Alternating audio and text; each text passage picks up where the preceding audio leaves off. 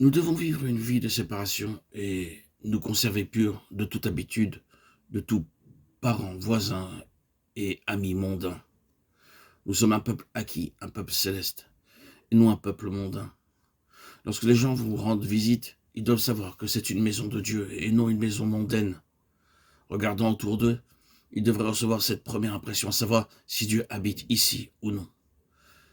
Malgré cela, ces hommes, aussi entraînés par leur rêverie, souillent pareillement leur chair, méprisent l'autorité et injurient les gloires.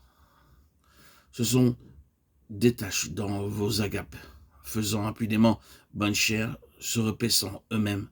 Ce sont des nuées sans eau poussées par les vents, des arbres d'automne sans fruits, deux fois morts, déracinés. Pour vous, bien-aimés, vous édifiant vous-même sur votre très sainte foi et priant par le Saint-Esprit.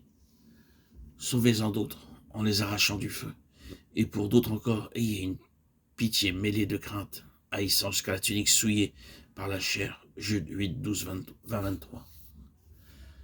Vivre une vie de complète séparation dans notre façon de nous habiller, dans nos manières, nos habitudes, notre comportement. Nous sommes le peuple de Dieu et nous devons être gouvernés par la parole de Dieu et le démontrer par notre comportement, nos vêtements, nos goûts, la musique ou tout intérêt quel qu'il soit afin que son nom puisse être glorifié. Un jour, un enfant vint vers moi pour me demander de l'argent. Je dis, pourquoi veux-tu de l'argent? Il répondit, je veux aller au cinéma. D'accord, prie pour l'argent, lui dis-je. Il dit alors, mais pouvons-nous prier pour une chose que nous savons être mauvaise? Lorsque cet enfant commença à prier, il dit, ma langue ne remue pas. Il n'était qu'un petit enfant, mais il savait que c'était mauvais. Pouvons-nous demander au Seigneur, Seigneur, est-ce que ton nom est glorifié par mon vêtement, par mon chapeau?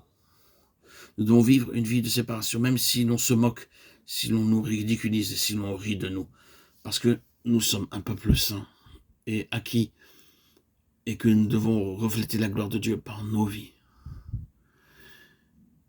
Écrire à l'ange de l'église de Thyatire, voici ce que dit le Fils de Dieu, celui qui a les yeux comme une flamme de feu, et dont les pieds sont semblables à de l'airain ardent.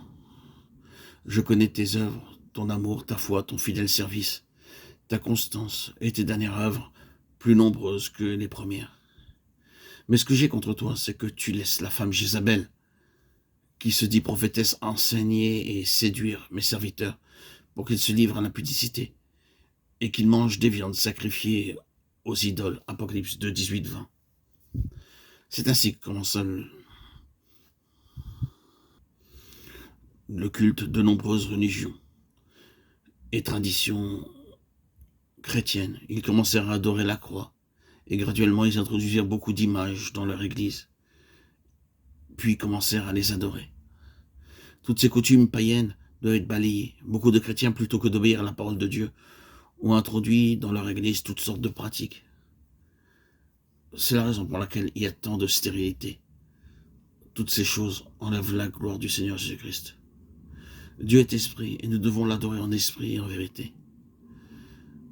Dieu est esprit, il faut que ceux qui l'adorent l'adorent en esprit et en vérité. Jean 4, 24. Préserver la simplicité de l'adoration, libre des pratiques, des cérémonies et des rituels sans aucune signification. Souvent, la Sainte Communion devient uniquement une cérémonie. Plusieurs n'assistent jamais à un service dans l'église, sauf que pour le dimanche de Pâques, ils mettent un costume neuf, des chaussures neuves, mais non un cœur neuf, et participent à la Sainte Communion. Ce sont des fumeurs, des ivrognes, des adultères, et même des pasteurs qui donnent la Sainte Communion et qui fument. Nous devons adorer Dieu en esprit et en vérité. Alors seulement nous serons qualifiés pour notre part dans l'héritage céleste que Dieu prépare. Priez en esprit, veillez en esprit, adorez en esprit.